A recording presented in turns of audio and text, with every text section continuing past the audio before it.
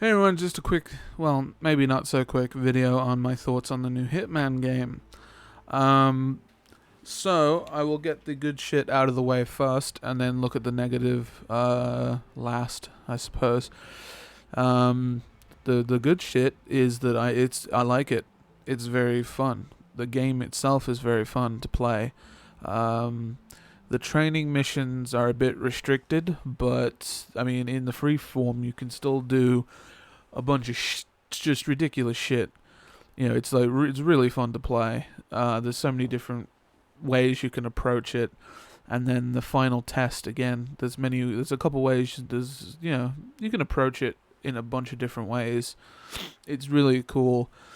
It also should be worth noting that the final test is the only mission in the game so far that performs well FPS wise. So I'll get to that later, but just throwing that out there. So yeah, it's really good, and the Paris mission, my goodness, there's so much shit that you can do. There's so many different ways that you can do it. And I haven't really played any of the other Hitman games because I suck. I got frustrated and I quit so very early on in most of them. I'm really bad at these kind of games, people. So don't, yeah. It's just a thing. So yeah, it's just there's a certain fun in throwing a screwdriver into a guy's throat, grabbing the screwdriver, grabbing his uniform, maybe running away, grabbing a fire axe, and doing the same all over again, and just random shit, just random slaughter, and then getting away with it, and then killing your targets and getting out like the perfect assassin you are. You know, there's so many ways to kill the main targets too. You can, explosives, poison, there's many different environmental traps and hazards that you can activate. And you can approach it from so many different angles, and it's just pretty cool. The main people that you need to kill, or the main characters in the scenario, they all have a set path, usually. They don't typically deviate from the path a whole lot. So you can plan around their path, which I guess I can understand, but that also becomes a problem for the contracts, the user-created contracts, which I'll go over later. But yeah, just keep that in mind. Only certain characters will have any meaningful pathing. The rest don't, typically. So just keep that in mind. So yeah, the game is really fun. I spend so much time just seeing, pushing it, seeing how many people I can kill before I'm noticed, and before I have to okay, fuck this is all going to shit. I have to now either kill my targets or just hide forever, or just give in and just get shot. There's so many, there's just so much stuff, different ways you can do it. It's very fun. I'm hearing a lot of it's kind of like blood money. So that's nice for Hitman people, I guess. If you liked that, it's just more of that, is what I'm hearing. So yeah, I mean, the game looks nice. Their pre-rendered bullshit looks nice too. So yeah. That was the positive. The contract creation stuff is also, on the surface, it's nice. It gives you more content to play whilst waiting for another episode, as do the many challenges and different things you can do to unlock. I think it's broken into 3 categories: feats, discoveries, and assassination, I think. So different ways. It gives you, points for assassinating in various ways, or finding things, or doing things, or setting up certain situations, that kind of thing. So killing a guy with poison, killing them with a sniper rifle, doing all these kind of weird things, killing them with a chandelier, while they're on stage, just your usual stuff. So that's pretty nice. So yeah, that's the good parts. Now to the shit. Everything else. Yep. There's the shit for you. Pretty much everything else. The frame rate is mad inconsistent. The only time it's actually consistent is in the final test, believe it or not, because the final test doesn't really have that many people on screen at the same time, therefore it can usually work at a fairly decent frame rate throughout. However, the mission, the freeform training, and the Paris mission, the frame rate is incredibly inconsistent. You can lock it down to 30 on the PS4, but really, I'd rather have the game at least reach for greatness than just stick with mediocrity. So I'd rather have it be variable and all over the fucking place and trying for 60 than just straight giving up and settling for 30. And it looks worse for me. Like the motion of the video of the game actually looks worse when it's locked to 30 compared to when it's not. It's just not nearly as smooth, and it sucks because giving you a direct comparison between the locked and unlocked frame rate is a really shitty idea. It's good in principle, but it's shit because it allows you to more directly see the difference. And once you see the difference, you'll think, you know what? Locked isn't that good. Command, I think our guy is somewhere around. So you won't lock it. Simple. I didn't. I refused to. So there you have it. I don't know how it performs on the PC. I would assume much better. But unfortunately, the PC has online DRM. Always online DRM, otherwise it crashes out. Now, I don't know if it crashes the game, or if it just stops what contract you're doing and lets you play offline, or if it just straight doesn't allow you to play the game unless you're online. I don't know how the PC handles it. But yeah, I mean, in a way, this is the same for the PS4. On the PS4, if you get disconnected, you get kicked out of the contract you're doing. It doesn't save the contract, it just kicks you out and says there was a network error.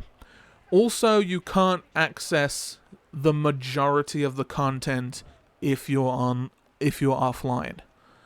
You can't look at your career, you can't look at a lot of things if you're offline. So, and you can't do the user created contracts.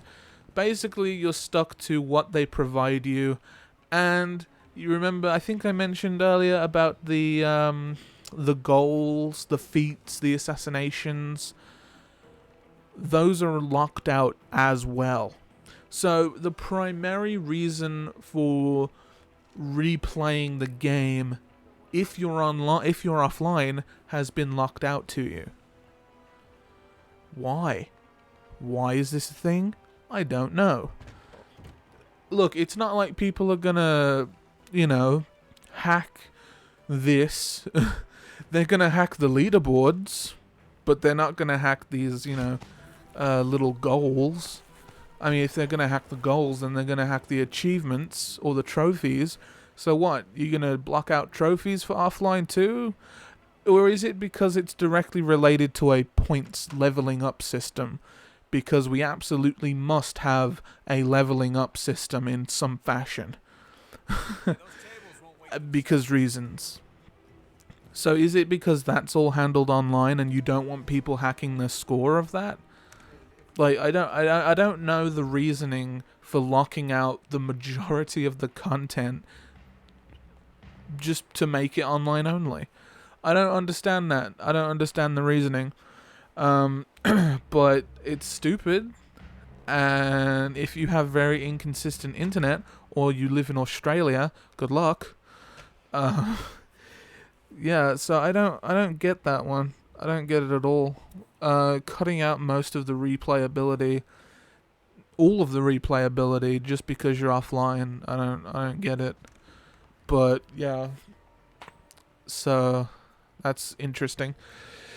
The other thing is that when you're in the game, when you're actually playing a mission, the menus, when you pause and stuff, the menus can go from pretty okay to really shitty and laggy and doesn't display things right, has to load images.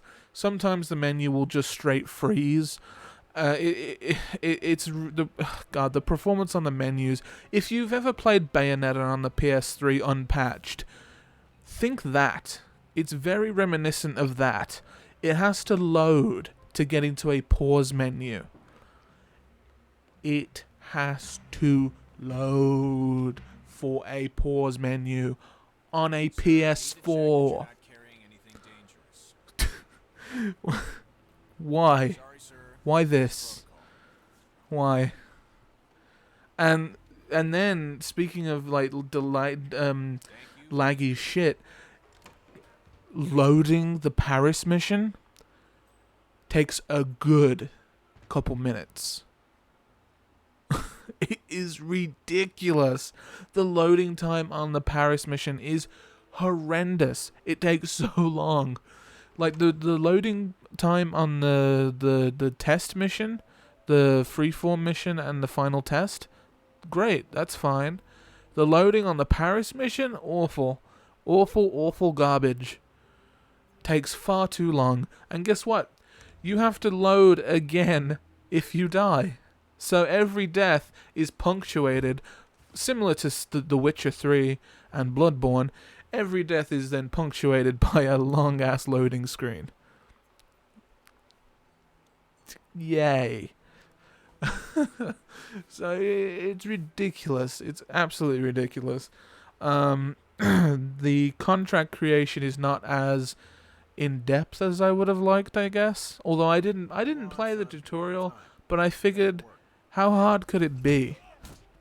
So, from what I'm to understand, you can set a few parameters on how to kill certain people, but other than that, you pretty much just go through the level, mark out the targets, kill the targets, and escape the level. So you have to beat the level in order to upload it, which is standard practice for anything user created, or it should be standard practice, because you don't want anything too difficult going up onto the server for people to just, you don't want anything impossible going up, basically. So yeah, and I think from there you can change the title, the briefing, and I think you can change in what manner you have to kill them, or something like that. I didn't really look in depth like into that, but yeah, for the most part, I would have liked it if you could mark out more people. They give you 5 people, but I would have liked it if they let you mark out anybody. Keep the 5 people mark, but don't just refine who I can target for killing to bodyguards, random people of interest, and the main people from the main contract that Square Enix made, or whoever the fuck developed this game. The main 2 people, the woman and the dude. So you can mark out them, you can mark out guards, and you can mark out random people of interest. I don't know if it's just me, but I would have liked to have marked out random people in a crowd. I like the idea of that, just like marking out anybody. It would get kind of ridiculous, but similarly, the only people that, as I said, the only people that have any meaningful pathing are the 2 people from the main mission. So they're the only one that really travel throughout the level and actually do anything of any consequence. The other people just stand in their posts like idiots and not moving, not doing anything. So you can get people with a bit of movement, but their paths are usually very limited. They're definitely not walking throughout the entire level like the other two are. So I feel like and this is why I think that you should just be able to point out a random civvy, and it turns out they're not a random civvy, they're an evil asshole. Point out random civvies, so at least there's some movement, maybe. And if you have to take them out in a crowd, figure out how to take them out in a crowd. Because none of the characters that you can highlight, at least not that I found, none of them really go into a crowded situation where it's like, well, I have to figure out how to kill you in a crowd, otherwise I can't kill you. Because they all seem to move into areas that are less populated, usually. So there's usually a good place to kill them cleanly. Fuck that, just have the messiest kill. Allow me to set up the messiest kill I could possibly do, because that shit is fun. So yeah, the contract creator is just not... It doesn't allow me to mark out many people, and that's unfortunate. Because I feel like with the amount of people you can mark out right now, every contract that's gonna get made is gonna start to feel very samey. I mean, unless you can, I think you can change like the conditions upon which in how you kill them, but aside from that, like it's gonna be very like, just kill these random inconsequential dudes that usually stay in one place. So yeah, I'm a fan of that contract creation in concept, but not in the way that they've executed it. But again, if I look at the contract creation again and there's like stuff I missed, then I'll happily look at it again. But coming from contract creation, contracts, I had a look and I couldn't see a search function. I also couldn't see a contract code. So how the fuck am I supposed to share this contract? My contract is called Characters I Strongly Dislike. How am I supposed to share that with people? Where's the search function? Where's a code that I can give people, similar to Super Mario Maker level whatever the fuck? Where is that?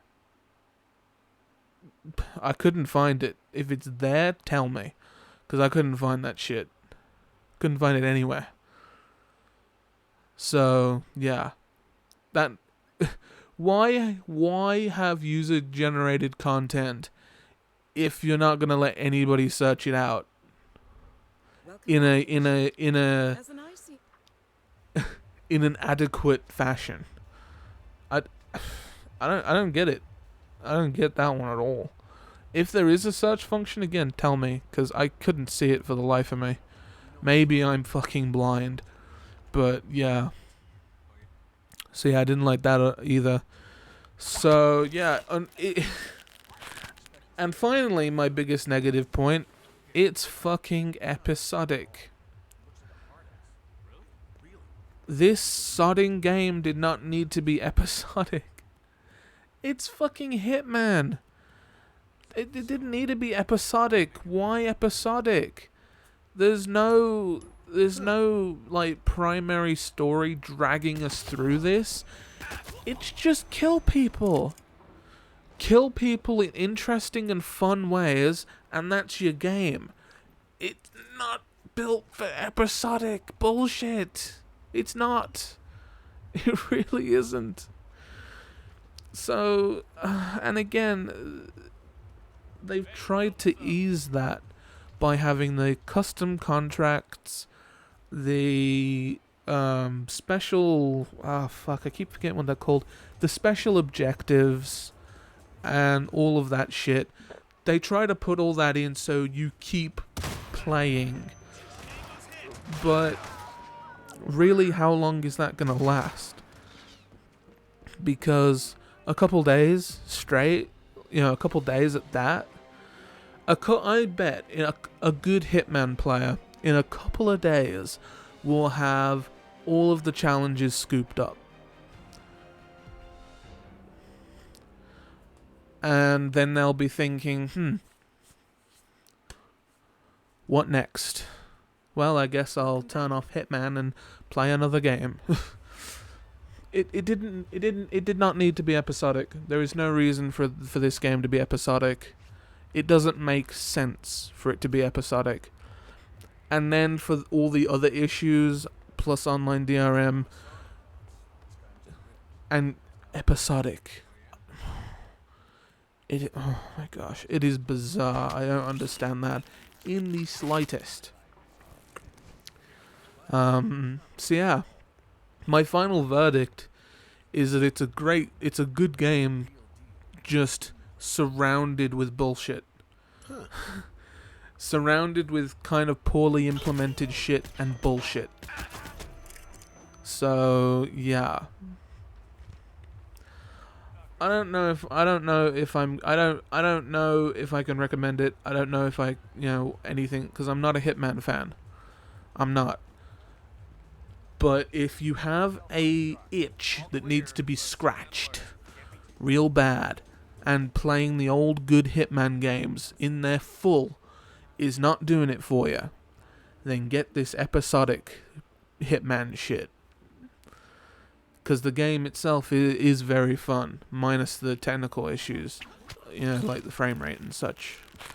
Also, I haven't had any glitches, so that's also a plus. If you count a patch breaking the pre-order DLC as a glitch, then I have had a glitch. Thanks, Square. So yeah, it's a great game, just smothered in bullshit, and that's a real shame. And can I just mention, they called it a season premiere. Square, can you please fuck off and eat a bag of dicks? A season fuck yourself. Seriously, fuck yourself. A season premiere. I can barely even finish saying that without wanting to chug bleach. Good lord. A season. Fuck. No, I can't. I can't finish it. Can't say it. It's not happening. So anyway. Yeah, that's it. That's my thoughts. My voice is kind of being weird right now. So anyway, thanks for watching. Hope you've enjoyed it. And this was nearly half an hour long. Whoops. I'll put some gameplay in the background to not bore you to tears. Anyway, see y'all later, Bye. Huh. Apparently he's explosion proof. Who would have guessed?